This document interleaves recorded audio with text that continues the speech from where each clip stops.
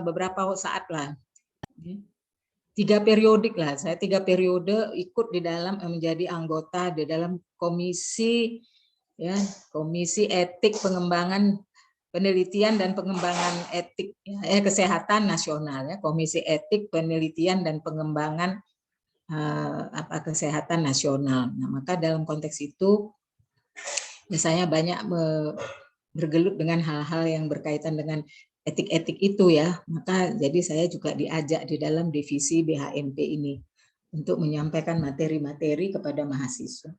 Baik, pada hari ini ya saya diberi tugas untuk memberikan elaborasi ataupun uraian tentang aspek bioetik, humaniora, hukum dan profesionalisme pada penelitian biomedik. Jadi dalam kata lainnya nih aspek BHMP nih, hukumnya itu diterjemahkan di sini dengan mediko legal. Nah itu kan mediko legal itu kan aspek hukumnya ya, BHMP ya, pada penelitian biomediknya. Nah, jadi penelitian kita ini kan di dalam bidang kedokteran atau bidang kesehatan bisa bermacam-macam ya. Bisa memang penelitian laboratorium ya, misalnya seperti ini biomedik misalnya, itu kan menggunakan sarana laboratorium dan lain sebagainya. Ada penelitian di masyarakat komunitas ya, jadi ada penelitian tentang epidemiologi dan lain sebagainya ya. Nah, juga ada penelitian klinis misalnya ya, penelitian klinis. Nah sebenarnya ya ini biomedik ini kan tentu ini ya, jangan dipindahin kalau saya belum bilang pindah. Biomedik ini adalah satu cabang ilmu nanti yang artinya sebenarnya tuh ya merupakan cikal bakal pengembangan dari ilmu-ilmu di kedokteran ini gitu ya, di kesehatan dan kedokteran. Berarti apa yang diperoleh di dalam kondisi biomedik, laboratorium biomedik, nah itu nanti akan diaplikasikan di klinis kan gitu harusnya ya. Tapi banyakan ya itu nggak berminat di bidang biomedik karena katanya orang biomedik nih miskin-miskin katanya gitu. Padahal kalau di negara maju justru orang ini nih yang ini ya, dana research ataupun proyek research itu ya itu bisa miliaran itu. Nah kalau kita kan masih versi kita ya, kita dapat duit kalau jadi kalau praktek ngobatin orang kasih duit, nah gitu baru dapat duitnya gitu. Masih begitu gitu kebanyakan ya, tapi yang udah banyak juga sih yang udah punya wawasan yang lebih baik untuk memahami biomedik ini. Ya lanjut. Lanjutlah, mana? Nah, jadi kalau kita bicara tentang etik, ya prinsip umum etik lah. Ini barangkali juga kamu udah nggak usah diulang-ulang lagi lah gitu ya. Jadi artinya menghormati harkat martabat manusia, berbuat baik, dan berkeadilan. Itulah dia ininya. Nanti deskripsinya tentu kan barangkali udah pernah dikasih juga ya dulu ya. Semester 4 udah kali ya. Semester ini udah ya. Nah, jadi dalam konteks itu kita harus memang menghargai ya harkat martabat manusia itu. Jadi tidak kira apakah dia orang yang misalnya apakah kalau dulu orang tahanan perang gitu, tahanan perang boleh aja diperlakukan semaunya gitu. Mau dikasih apa kayak dia, mau disuntikkan kuman kayak dia untuk penelitian boleh gitu. Sekarang tuh nggak boleh. Ya. Meskipun dia ya itu ya seorang tahanan ataupun misalnya dia seorang yang berkekurangan gitu ya, yang artinya mungkin dianggap tidak bermanfaat lah untuk masyarakat gitu, malah kadang-kadang dianggap sebagai beban masyarakat gitu ya misalnya gitu ya, dan itu nggak boleh ya diperlakukan semena-mena. Kita harus menghargai dia seutuhnya sebagai makhluk hidup ya, buatan Tuhan yang harus dihargai keberadaannya ya. Dan kemudian ya tentu kita harus selalu berbuat baik, menghasilkan manfaat yang dikenal dengan istilah beneficent dan tidak merugikan, non maleficent. Jadi kalau kita nggak bisa berbuat baik, artinya jangan merugikan orang gitu. Kalau nggak bisa bermanfaat untuk orang lain, ya paling tidak ya jangan bikin aneh-aneh, bikin susah orang gitu ya. Dan kemudian ya berkeadilan. Berkeadilan ini yaitu tadi ya bahwa antara misalnya peneliti ataupun misalnya masyarakat dan lain sebagainya itu harus ada keseimbangan ya. Nah, misalnya kalau peneliti, nah itu dia mungkin nanti dia bisa mendapatkan informasi dari apa yang dia peroleh ya dari subjek penelitiannya masyarakat ataupun barangkali nanti ya entah makhluk hidup lainnya gitu. Dan kemudian hasil itu nanti akan dipublikasi ya untuk diketahui oleh banyak orang dan kemudian nanti akan dikembangkan untuk bermanfaat bagi kepentingan kemaslahatan dan kesejahteraan manusia gitu ya.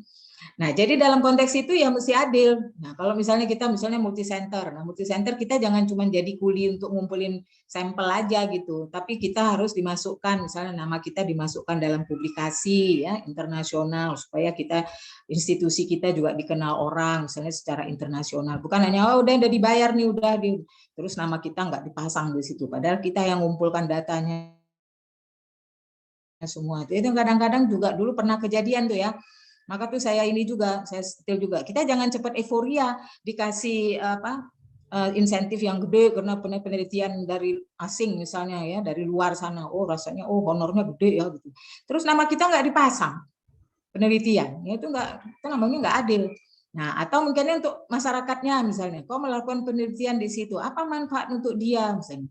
Oh, misalnya kau melakukan suatu penelitian analisa dampak sosial misalnya di situ ya tentang bagaimana kondisi kesehatan, bagaimana sarana dan lain sebagainya yang ada di situ untuk menunjang. Nah, jadi dia mesti dikasih manfaat. Oh, misalnya di situ nggak ada instalasi air bersih. Nah, kita kasih instalasi air bersih di situ. Jadi adil gitu. Nggak ada orang yang dieksploitasi untuk kepentingan pihak hitungannya win-win solution. Ya, jadi inilah yang dia merupakan prinsip dasar etik ya penelitian kesehatan yang memiliki kekuatan moral. Nah, itu kalau udah cerita moral nih ya kan. Itu yang kadang-kala ya satu hal yang sangat hakiki ya yang sangat harus kita junjung tinggi sebenarnya. Nah, tapi sekarang orang banyak moral itu nggak dianggap udah. Ya, nggak ada malunya udah. Ya kan? Yang penting banyak dah. Ya, lanjut. Lanjut. Ini mana ini? Siapa ini? Si Hasian ngelamun ini. Ya. Nah, ini ya. Jadi dia waktu manusia yang mampu menalar pribadinya, ya tadi sudah saya sampaikan, dan yang terganggu otonominya, misalnya dia ya orang yang vulnerable ya, orang cacat kah, atau orang tua yang udah pikun, atau mungkin orang yang sangat miskin misalnya kayak masyarakat yang sangat miskin itu dia lindungi ya daripada itu tadi penyalahgunaan itu harm and abuse ya. Jadi kayak di Afrika tuh kan nggak kau lihat tuh orang-orang kelaparan tuh sampai kadang-kadang ngusir lalat aja dia udah nggak kuat tangannya itu kurus cingkring udah marasmus ya bukan cuma kwasiokor marasmus udah tinggal tulang tinggal kulit pembalut tulang nah misalnya seperti itu ya lanjut mana dia? Nah, jadi berbuat baik tentu itu kan harus penelitian itu harus risikonya itu harus wajar ya. Jangan sampai nanti menimbulkan kerugian ya dibandingkan misalnya manfaat yang diharapkan atau mungkin tadi seperti tadi gitu. Yang satu aja yang untung gitu ya, sementara masyarakatnya tetap aja kayak gitu ya. Dan kemudian ya dia harus memenuhi desain penelitian persyaratan ilmiah. Kalau nggak menurut kaidah ilmiah itu nggak etis tuh. Nanti hasilnya nggak bisa dipertanggungjawabkan, nggak bisa diterapkan ya. Itu nanti kau mengeksploitasi orang namanya. Kau ambil datanya tapi nggak bisa dimanfaatkan ya. Dan kemudian ya harus dijaga ya kesejahteraan relawan penelitian itu. Nah makanya nanti harus ada insentif, ada imbalannya ya yang pantas gitu ya untuk mereka dalam ketika ikut berpartisipasi dalam penelitian ya. Dan ya jangan sampai itu dengan sengaja ya merugikan relawan penelitian atau kita mengambil keuntungan untuk kepentingan pribadi kita. Ya, lanjut. Dan kemudian ya penelitian itu tidak boleh ya dijadikan sarana itu tadi untuk penyalahgunaan dan lain sebagainya. Ya, lanjut. Nah, adil ya. Jadi keadilan distributif mempersyaratkan pembagian seimbang. Tadi yang sudah saya katakan ya dalam hal beban, manfaat yang diperoleh oleh relawan dan dari keikutsertaannya. Jadi seperti tadi misalnya apa ya? Kita melakukan dampak sosial. Oh ternyata di sana kurang ya, air bersihnya susah gitu. Kita usahakan untuk memberikan sarana air bersih di situ misalnya. Dan sponsor ya peneliti tidak boleh mengambil keuntungan dari ketidakmampuan. Itu kadang-kadang kan negara miskin nah dieksploitasi seneng. Kayak dulu jangankan jauh-jauh dulu waktu tsunami ya. Itu kan banyak ya dari penelitian di luar, orang-orang itu katanya tuh yang ini apa namanya tuh yang relawan-relawan itu dia ngambil darah, misalnya ngambil darah minta 10 cc kasih Supermi 2 kotak, senangnya bukan main gitu ya, orang kelaparan ya kan. Nah itu dari 10 cc, wih udah dapat macam-macam tuh ya. Soalnya sekarang ini dari 1 mikroliter aja kau bisa dapat data macam-macam tuh dari bahan biologi tersimpan nanti dan lain sebagainya. Itu bisa dikembangkan untuk berbagai-bagai macam penelitian gitu. Nah 10 cc udah kemana-mana itu harusnya gitu ya. Karena memang dengan teknologi yang canggih gitu ya. Nah, maka oleh karena itu ya kita tidak boleh, artinya mesti seimbang gitu ya untuk kepentingan untuk orang masyarakat banyak juga ya. Ya, lanjut. Lanjut. Nah, kemudian ya juga kadang-kala di negara-negara yang ini yang ya masih ya mungkin relatif lah ya. Itu kan banyak ini apa namanya di negara maju itu kan dia lebih banyak ada aturannya, regulasinya, gini dan lain sebagainya. Nah, jadi kalau di negara misalnya sedang berkembang mungkin itu bisa longgar, bisa begini, bisa gitu, banyaklah manipulasi dan lain sebagainya. Dan itu digunakan, dimanfaatkan, itu nggak boleh ya. Nah, jadi untuk pengaturan yang rumit di negara maju, nah kemudian dipakainya negara-negara yang miskin, yang apa supaya bisa lebih mudah gitu ya. Nah, itu dia tadi. Jika tidak ada keuntungan langsung, ya harus ada apa yang memberi manfaat. Gitu ya, tadi yang saya katakan. Gitu ya. Ya, lanjut. Sebentar ya, sebentar. Siapa, Pin?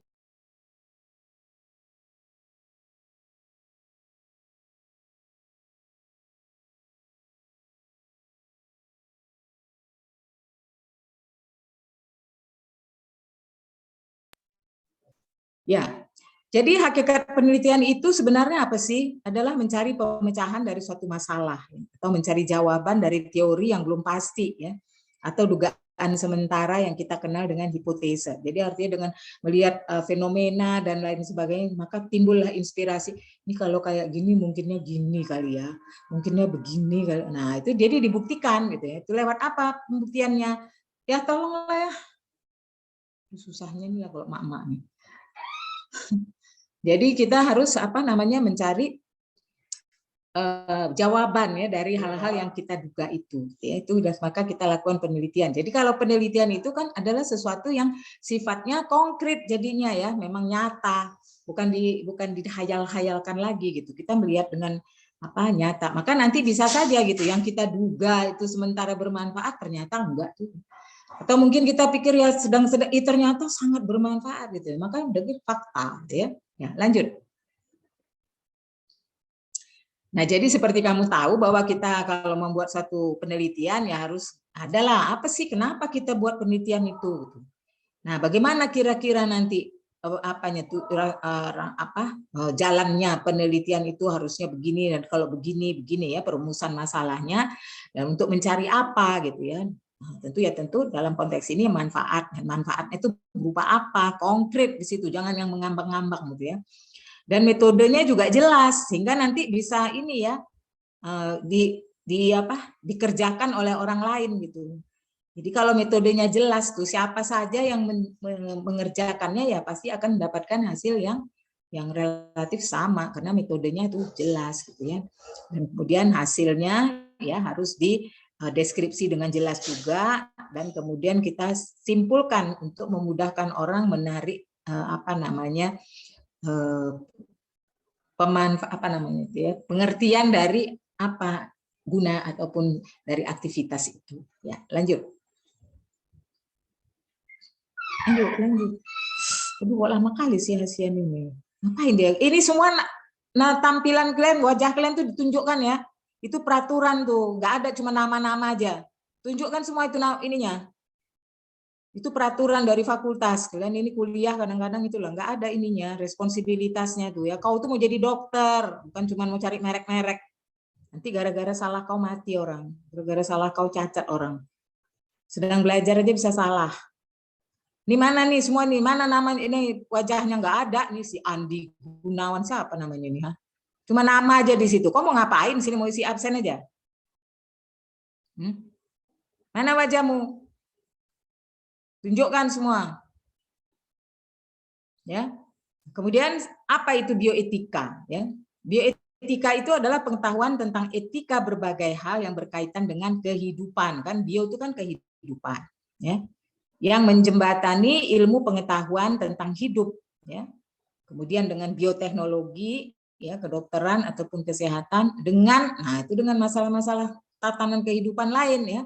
Masalah moral, hukum, politik, sosial, budaya, agama, dan berbagai aspek kehidupan lainnya. Jadi bioetika ini ranahnya luas, gitu ya. Ranahnya luas dan kemudian mencakup semua aspek kehidupan, itu kan bio, ya. Jadi satu aspek kehidupan. Ya, lanjut. Nah, jadi apa sih sebenarnya fungsi kritis dari etika itu? Ya, jadi adalah mencari akar rasional terdalam, ya, dari tindakan manusiawi. Itu apa sih sebenarnya nanti manfaatnya, ya, untuk manusia, kemaslahatan manusia, gitu ya. Dan etika itu bukan sekedar perasaan, ya, tetapi harus bisa diverifikasi secara rasional, ilmiah, dan harus ada pertanggungjawaban rasionalnya, gitu ya. Harus bisa dipertanggungjawabkan, gitu. Jadi kalau kita bikin penelitian dan lain sebagainya, nah itu makanya kan data-datanya itu harus tercatat dengan baik dan nanti bisa dianalisa dengan baik, gitu ya. Nah, maka atas dasar rasional ilmiah akal budi ini dibangunlah dasar bersama antara etika dan ilmu pengetahuan lainnya. Nah, itu ya, dari kalau untuk pengetahuan kedokteran, maka itu yang kita kenal dengan bioetika. Ya, tolong.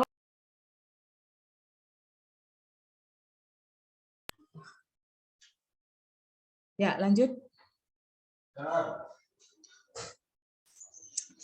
Nah, kemudian apa refleksi daripada refleksi etis, ya? Nah, jadi refleksi etis itu harus berdasarkan fakta konkret, ya, kehidupan, antara lain data-data biologis. Nah, itu dia tadi, ya. Jadi kita nggak bisa ngarang-ngarang gitu, mesti dengan fakta, ya, data biologis. Kemudian fakta-fakta biologi ini, ya, akan memberikan dampak, ya, dampak yang besar dalam keputusan etis nanti. Juga keputusan dari aspek sosial, politik, dan aspek kehidupan manusia lainnya, gitu ya. Jadi memang sifatnya itu berwawasan, gitu ya. Kalau bioetika ini nggak bisa cuma ke satu titik aja, gitu ya. Dan kemudian kemajuan pesat ilmu-ilmu biologi, ya, khususnya biologi molekuler. Nah, itu dia. Tapi ini peminatnya kurang nih. Tapi kalau anak-anak kedokteran yang mau jadi dokter udah nggak berminat nih kalau biologi molekuler, ini kurang diminati nih. Yang merupakan bagian terkecil dari hidup manusia itu dapat dipahami secara lebih luas, ya, sehingga membantu untuk merefleksi etis secara lebih tepat, gitu. Jadi misalnya dulu kan orang kan nggak ngerti, ya, misalnya seperti ini sekarang orang udah bisa rekayasa genetika misalnya. Nah, ada cloning misalnya, gitu ya. Itu kemajuan teknik itu kan dari belajarnya dari mana tuh? Dari biologi molekuler. Ya kan? Gimana bisa mengklon, bisa menggandakan sel dan lain sebagainya, gitu. Tapi harus ada koridor etiknya. Kalau enggak nanti kalau cloning, saya cloning lah ada 1000 hasian di situ.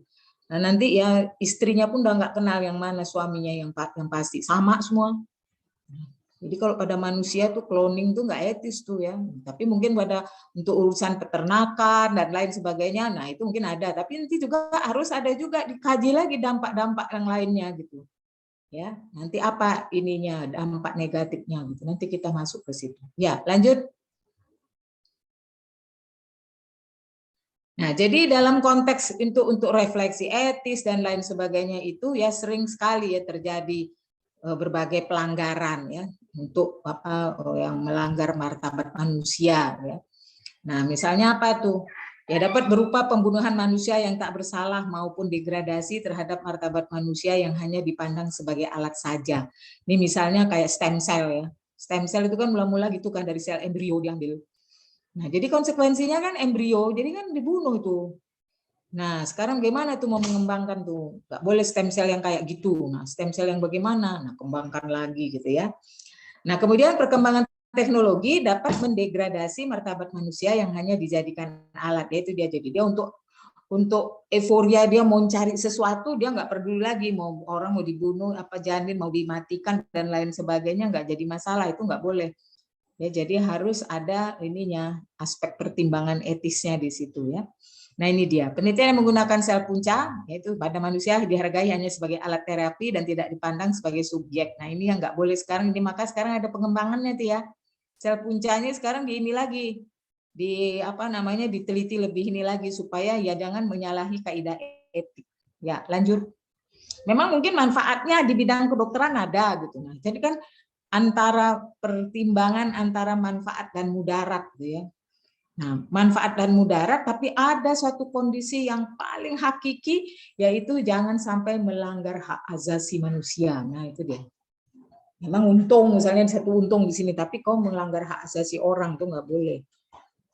Nah, kemudian dalam etika medis, tidak boleh menyembuhkan seseorang dengan membunuh orang lain. Nah, itu dia. Nah, jadi kan sekarang kan gitu ya. Nah, sekarang kan ada cangkok-cangkok itu juga ya. Nah, cangkok itu kan harusnya ya biasanya diambil dari orang yang udah mati ya, misalnya cangkok kornea atau cangkok ini. Tapi ada juga sekarang yang misalnya dari yang hidup. Nah, tapi yang hidup tuh sekarang ini kan mungkin misalnya kan seperti misalnya cangkok ginjal ya. Cangkok ginjal, misalnya ayahnya mengalami gagal ginjal, misalnya terus diambil satu ginjal anaknya gitu ya. Nah itu mungkin secara etis maka dengan persetujuan, dengan informed consent, dengan ini masa apa pertimbangan kemanusiaan dan lain sebagainya itu masih bisa dibenarkan ya. Tapi kalau misalnya kan kau ngambil misalnya, oh iya ini ada ginjal apa nih orang di sana sehat, nah dia masih sehat itu diambil aja dia. Jadi kan artinya dia dirugikan ya tanpa misalnya persetujuan ataupun dia diberi pemahaman tentang hal itu nggak etis ya. Jadi teknologi modern yang hanya berdasar pada produktivitas, efisiensi dan kenyamanan bila tidak dipagari dengan rambu-rambu etis, nah ini dia bisa menurunkan harkat manusia ya dan rawan penyelewengan serta eksploitasi terhadap martabat manusia. Kan udah banyak ya terjadi ya perdagangan itu organ itu dari India tuh banyak tuh ya organ ini misalnya jual ginjal, jual hepar, jual apa namanya kornea gitu-gitu. Ya. Lanjut. Nah, kemudian apa itu fakta-fakta biologi ya? Nah, jadi itu fakta-fakta biologi itu berkaitan erat dan banyak terungkap melalui aktivitas penelitian ilmu biomedik. Itu dia. Yang merupakan salah satu cabang ilmu kedokteran yang menggunakan asas-asas pengetahuan dasar ilmu pengetahuan. Itu biasanya apa tuh? Biologi, fisika, kimia. Makanya zaman dulu, zaman saya sekolah dokter tuh ada nih. Biologi, fisika, kimia ada pelajarannya tuh. Tapi misalnya fisika kedokteran gitu. Yang artinya hukum fisika yang ada relevansinya dengan bidang kedokteran. Misalnya apa tuh ya? Hukum Stokes misalnya. Hukum Stokes itu kan mempelajari tentang bagaimana apa efek perbedaan viskositas cairan gitu ya terhadap laju suatu benda misalnya dalam cairan itu. Jadi itu kan misalnya untuk ide ya hemodinamik ya. Jadi kalau darahnya kental gimana, kalau darahnya ini gitu ya. Itu jadi ada kaitan yang ada kaitannya. Misalnya dengan percobaan bunyi untuk misalnya untuk pendengaran dan lain sebagainya gitu ya. Nah, dan ini kan menjelaskan fenomena hidup ya pada tingkat molekul, sel, organ dan organisme tubuh. Jadi mula-mulanya dari komponen yang kecil-kecil ya, itu dia namanya makanya biomedik tuh ya, ilmu biomedik. Ya, lanjut. Ayo. Nah, jadi penelitian biomedik ini sebelumnya ada nggak? Sebelumnya ada nggak? Nah, jadi penelitian biomedik itu dia akan mencari solusi ya masalah kesehatan yang belum terpecahkan dengan pendekatan klinis dan tidak hanya sekedar menyokong pendekatan klinis gitu. Jadi misalnya ada satu kondisi ya ini secara klinis gitu ini kayaknya bagus ya. Tapi kenapa ya? Gimana itu kok bisa jadi bagus gimana ya? Nah, tapi pokoknya klinis tuh taunya ya dia bagus dah gitu. Nah, maka orang biomedik dicari nih, kenapa dia jadi bagus, apa yang terjadi di dalam sel, apa yang terjadi di dalam itu apa namanya molekulnya dan lain sebagainya, sehingga nanti kejadian yang memperbaiki itu dapat diterangkan secara ilmiah, gitu ya. Jadi misalnya dulu, nah dulu orang kan nggak ngerti gitu ya, pokoknya kasih obat ini, udah hilang sesaknya gitu. Nah, kenapa hilang sesaknya? Oh iya, dan melebar bronkusnya. Nah, kemudian kenapa melebar bronkusnya? Dicari lagi ke dalam. Tengok reseptornya apa, dia molekulnya seperti apa, kemana dia, kerjanya. Oh, siklik AMP. Oh, ini terhadap kontraksi otot, terhadap ini. Nah, gitu tuh ya. Itu kerjaannya ilmu biomedik tuh ya. Nah, maka itu mau tidak mau tentu harus melihat apa pembaruan dan peningkatan dalam teknik laboratorium. Kuliah tuh ada tata krama, nggak ada pakai kayak malas-malas gitu ya. Siapa itu? Oh ya, Hasian. Sikap dan lain sebagainya. Saya aja di sini coba. Jadi jangan macam kayak duduk-duduk dengar-dengar nggak dengar tuh. Ada yang kadang-kala yang mukanya pun nggak nampak. Emang untuk siapa sih ini? Hah? Emang untuk saya? Saya udah selesai, udah sampai atas ya. Kamu yang masih panjang perjalanan. Jadi artinya eklektik holistik ya, membentuk manusia seutuhnya. Pintar pun kau kalau tak beretika nggak ada gunanya. Pintar pun kau nggak tahu tata kerama itu, nggak tahu nanti bersosialisasi, nggak ada gunanya. Ya.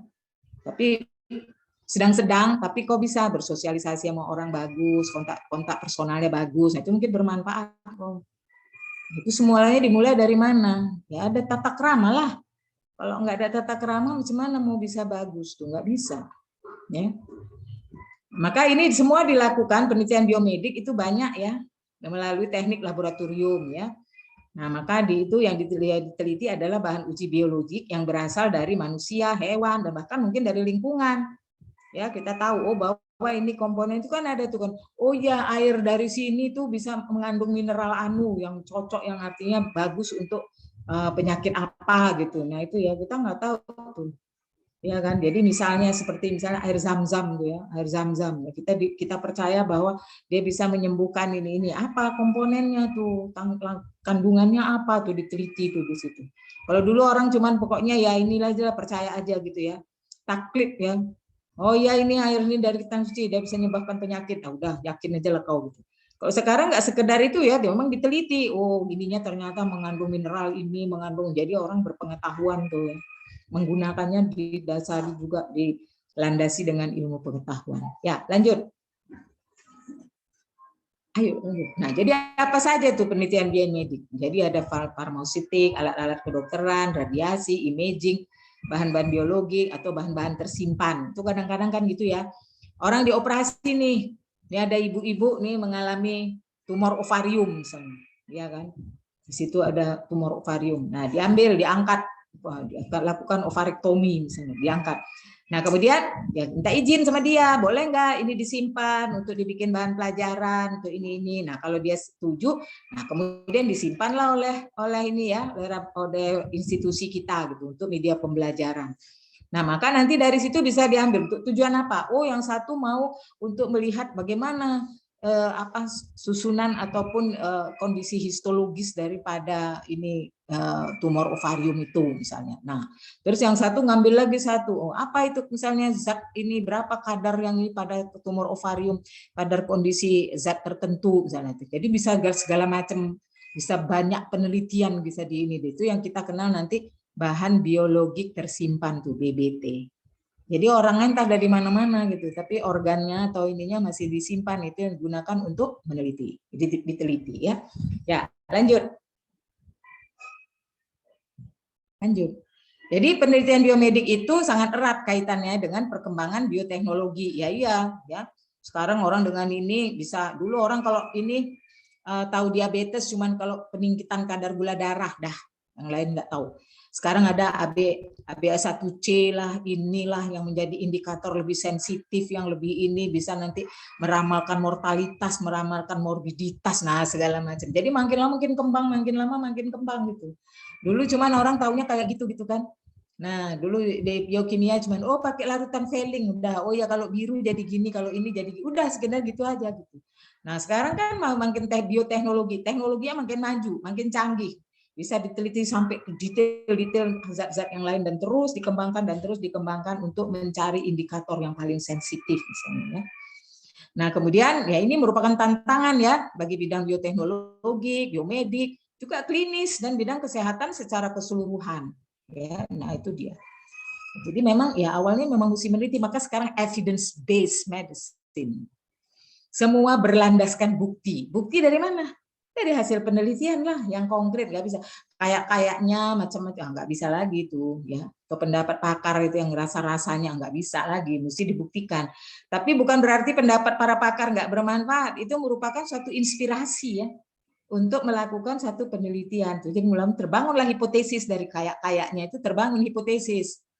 Nah setelah ada hipotesis mau dibuktikanlah hipotesis itu kan gitu ya, maka jadilah dia penelitian.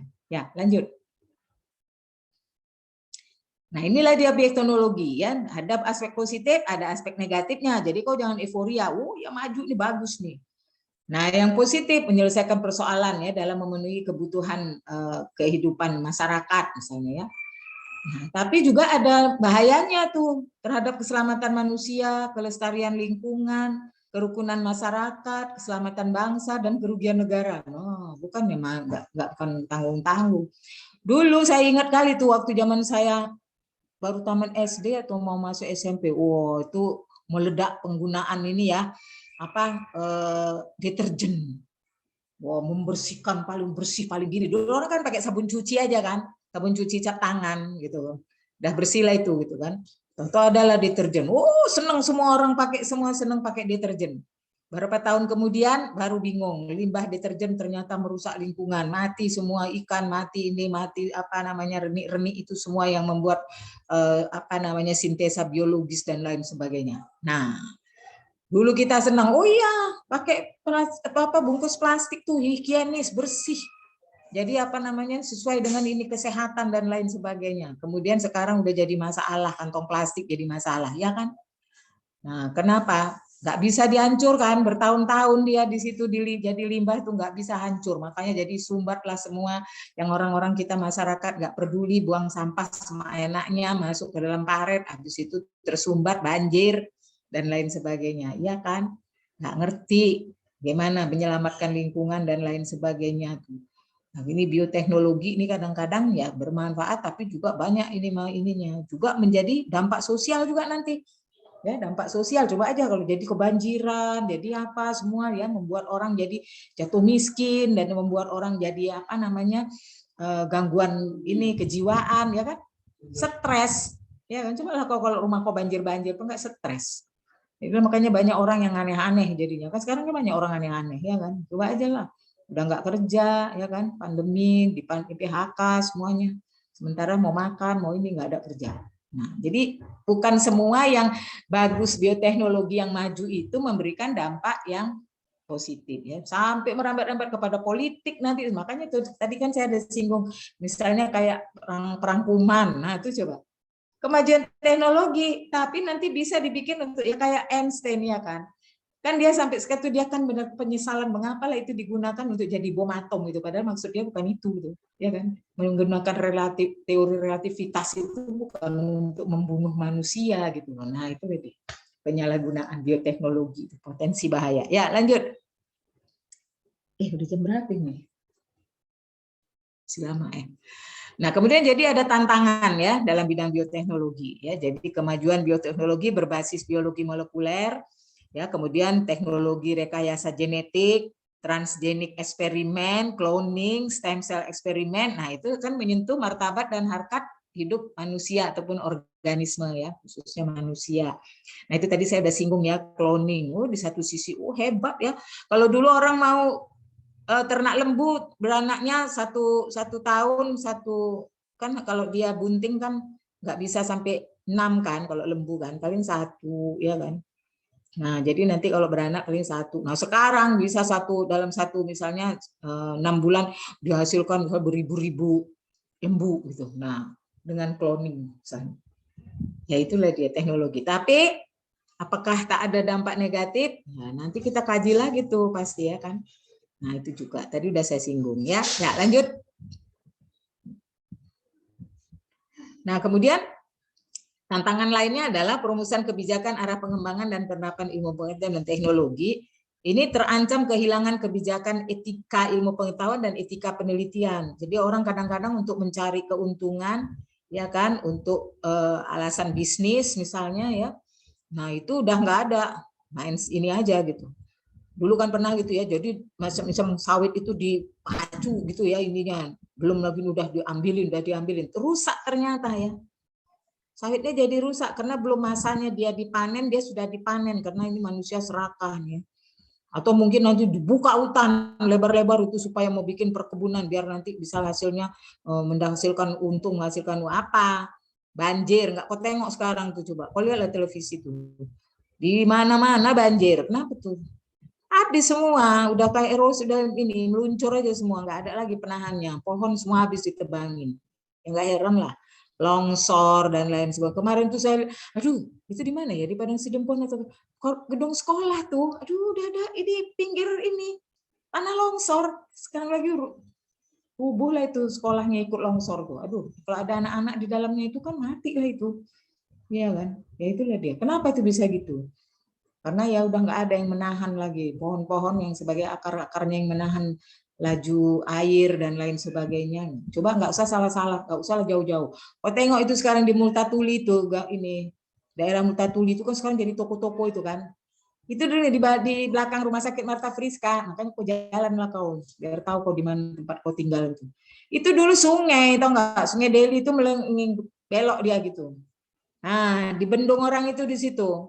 Diluruskannya aja jalannya itu terus sampai ke sana ke titik Jalan Sudirman tuh.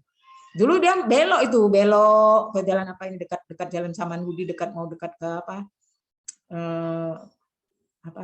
perguruan ini tuh apa namanya tuh yang Bayangkari. Nah, itu kan daerah situ dulu udah ada itu tuh. Nah, itu dibendung sama dia terus ditimbun, bikinlah toko-toko situ. Nah, kemudian jadinya sungainya jadi lurus. Itu kan belok-belok sungai belok-belok itu kan juga itu sebagai mekanisme alam ya untuk mengurangi laju air tuh. Kalau terjadi misalnya hujan di hulu yang deras atau apa itu, nah ini sekarang udah nggak ada, meluncur aja dia lurus, disapunya semua. Nanti sebentar lagi tengoklah tuh daerah Labuan, daerah apa tuh Rob tuh nanti tuh banjir semua daerah dekat-dekat pantai sana. Sekarang aja udah kayak saya lihat udah tambah payah tuh Belawan itu udah masuk air laut ya, udah mulai masuk air laut tuh. Makin dalam, makin jauh air laut ini masuk ke daratan. Ya, lanjut. Nah, jadi perkembangan juga dalam etika ya, tatanan ya, mengatur perizinan. Jadi ada undang-undangnya tuh. Ya, untuk pengembangan penerapan iptek itu ada ini ya, penelitian berisiko tinggi itu. Jadi perizinan bagi pelaksanaan kegiatan penelitian, pengembangan, penerapan ilmu pengetahuan dan teknologi yang berisiko tinggi dan berbahaya dengan memperhatikan standar nasional dan ketentuan yang berlaku secara internasional. Jadi ada hukum-hukumnya itu, ada undang-undangnya. Bukan asal-asal aja. Yuk, lanjut. Jadi kau mesti tahu tuh, ya. Nah, kemudian ada lagi pasal yang lain, bagaimana itu mengatur perizinan melakukan penelitian dan pengembangan ya bagi perguruan tinggi asing, lembaga usaha asing dan orang asing. Nah itu ya. Artinya apa tuh? Dia tidak boleh membawa sampel atau spesimen bahan litbang keluar wilayah NKRI tanpa ada izin dari pemerintah. Nggak boleh ambil-ambil saja gitu ya. Nah itu kayak dulu waktu tsunami ya udah itu ininya alasannya adalah bantuan kemanusiaan. Dia ngambil apa dari situ? Diambilnya darah orang banyak-banyak dari situ. Dan jadi apa itu nggak tahu. Nah makanya nanti dari satu spesimen itu kalau dia membuat berbagai penelitian itu dari satu dan lain penelitian itu setiap penelitian harus minta ethical clearance. Jadi nggak bisa minta cuma satu kok bikin macam-macam, nggak boleh. Ethical clearance-nya untuk tiap penelitian. Ya, lanjut. Nah, itu juga ya. Kemudian ini dalam melaksanakan kegiatan penelitian dan pengembangan, ya, tetap menghormati adat istiadat dan norma-norma kebudayaan yang berlaku di tempat kegiatan litbang. Nah, itu dia supaya jangan ada nanti konflik di situ ya, konflik kepentingan, konflik sosial dan lain sebagainya. Itu kan terjadi ya dulu pernah tuh di daerah Kalimantan sana ya pembukaan hutan sehingga membuat masyarakat Dayak itu jadinya kan ini ya berontak ya marah bikin ini ya seperti itu gitu ya karena ya nggak ada ininya nggak ada kesepakatan mungkin ya mestinya ada inilah adalah hal-hal yang disepakati bersama dulu gitu baru dilakukan ya lanjut. Nah, jadi untuk pengembangan kegiatan riset, ya, jenis riset berbasis biologi molekuler dan rekayasa genetika dan bidang pertanian, ya itu juga harus ada ini ya, diikuti terus perkembangannya tuh, ya perkembangan nasionalnya. Dan selain itu juga kita juga harus mengikuti perkembangannya mengenai tantangan luar yang mungkin akan masuk, yaitu seperti cloning, eksperimen stem cell, ya, serotransplantasi dan lain sebagainya. Ya, lanjut. Nah, jadi tadi penelitian biomedik itu adalah salah satu unsur penelitian kesehatan jadinya ya kan. Nah, jadi penelitian kesehatan tentu memerlukan rambu-rambu perilaku atau etika bagi para pengelola ilmu pengetahuan, ilmuwan, peneliti, dan ahli teknologi yang bergerak di bidang biologi ataupun kesehatan. Jadi mesti ada rambu-rambu etisnya. Kan bisa, oh ini kan bermanfaat untuk orang, nah bermanfaat terus nanti dampaknya bagaimana? Ternyata mungkin merusak lingkungan, misalnya kita cuma dapat, oh iya nanti ini kalau orang seperti ini penghasilannya atau pendapatan masyarakatnya menjadi naik misalnya. Tapi terus nggak tahu tuh seperti misalnya di sana di pinggir laut itu. Oh iya, diambilin apanya bakau. Bisa dijual jadi arang, menambah penghasilan ini, tambah pendapatan masyarakat. Di situ apa? Rob. Ya. Rusak semua pantai itu, masuk air laut ke dalam daratan tuh. Kacau semuanya. Ya, lanjut. Nah, jadi penelitian biomedik itu bisa dilakukan secara in vitro atau in vivo. In vitro artinya apa? Apa, Sian? In vitro artinya apa? Hah? In vitro artinya apa? Kayak tuh, nyimak, jangan asal duduk aja di situ lepas Rodi. In vitro artinya di luar tubuh.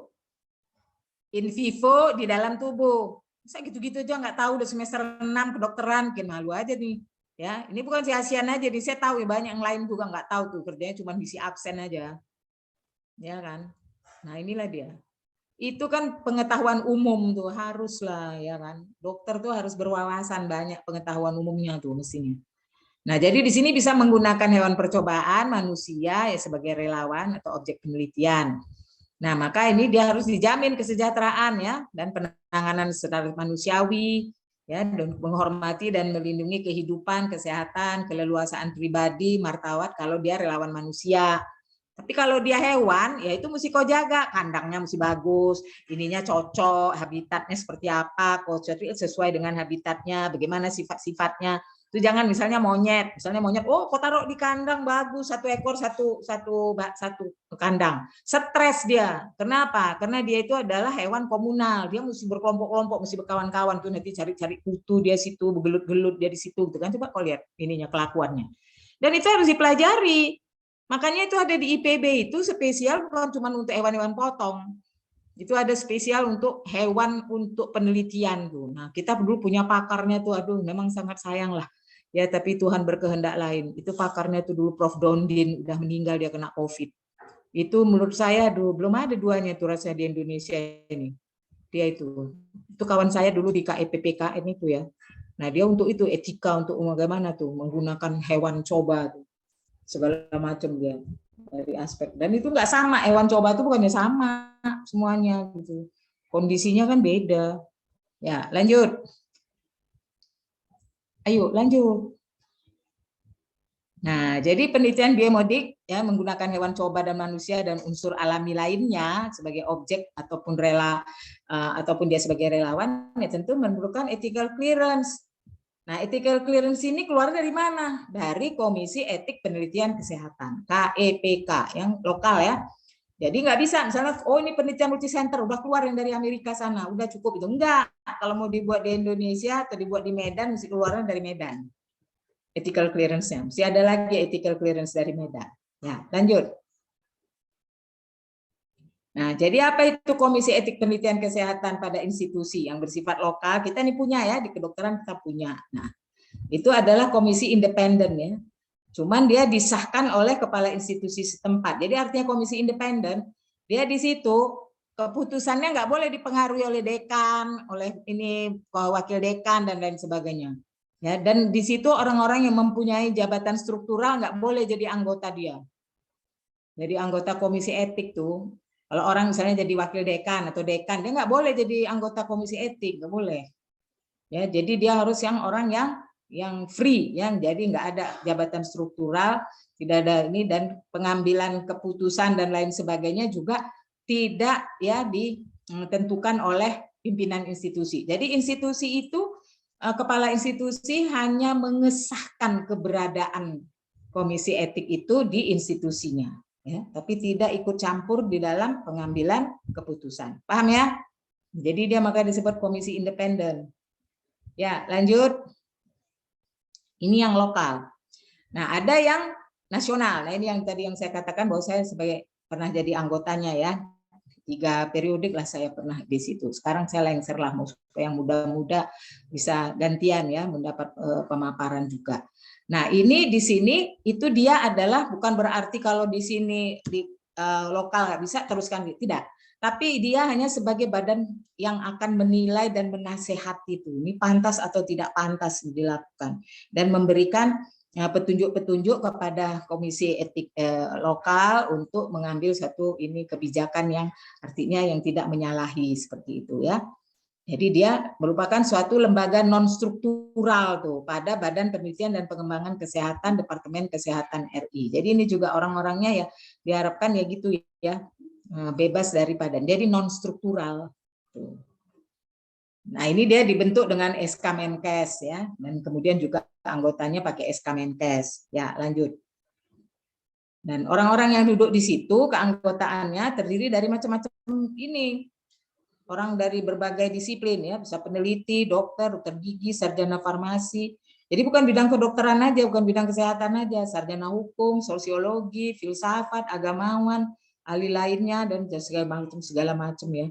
Ini juga mungkin ahli lingkungan dan lain sebagainya nih ya di situ. Ini mungkin saya nggak begitu detail ya, tapi pokoknya semua aspek deh, semua bidang ilmu itu bisa masuk ke situ.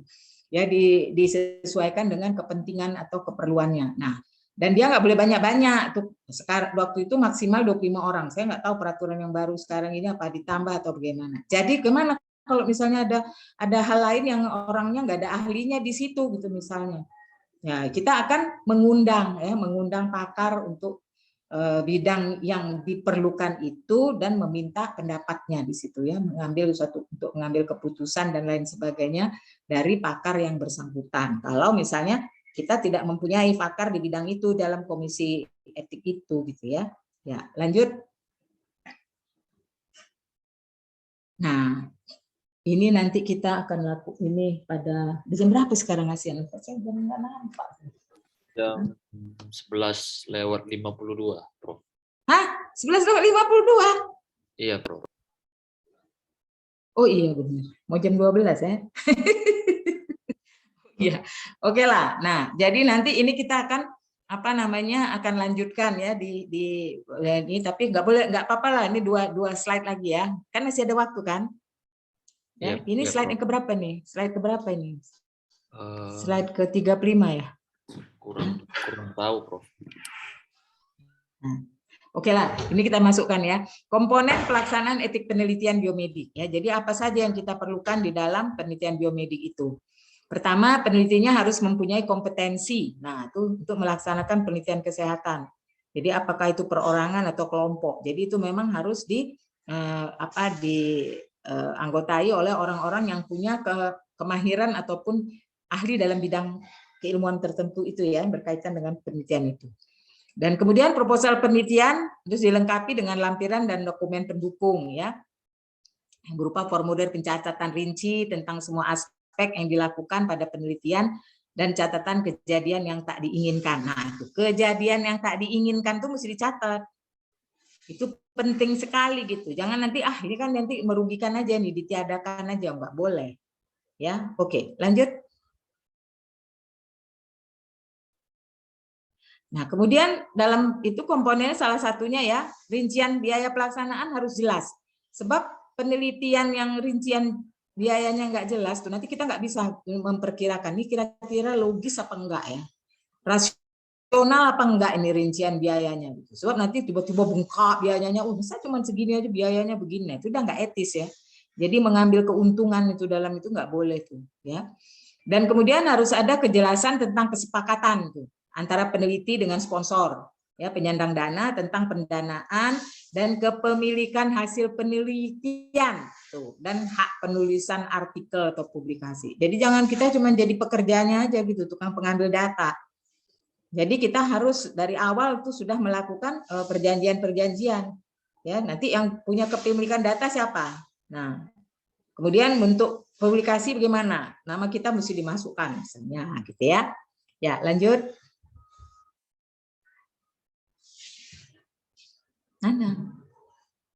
Nah, jadi kemudian untuk melakukan itu tentu harus melampirkan punya ethical clearance ya. Nah, jadi caranya gimana? Ya harus kita melampirkan lembar penjelasan aktivitas ya kepada relawan. Ya berkenaan dengan semua aspek yang akan dilaksanakan pada penelitian dengan bahasa yang dimengerti, bukan bahasa Indonesia. Bahasa yang dimengerti. Jadi kalau kau bikin di sana di Batak Toba sana mungkin akan dibuat lembar penjelasannya dalam bahasa Batak gitu ya. Sehingga nanti tidak ada keraguan-raguan ataupun jadi dia betul-betul ngerti itu apa yang mau dikerjakan ke atas dirinya gitu. Sehingga nanti baru di situ berdasarkan itu nanti dia akan memberikan informed consent atau tidak. Ya kan? Kalau penelitian biomedik yang nggak pakai makhluk hidup ya mungkin informed consent nggak perlu, ya kan? Tapi ethical clearance tetap perlu. Penelitian apa saja ethical clearance harus ada, ya mau BBT, mau bahan geometrik tersimpan, mau apa itu semua harus ada. Tapi kalau informed consent itu hanya penelitian yang pada manusia menggunakan relawannya manusia.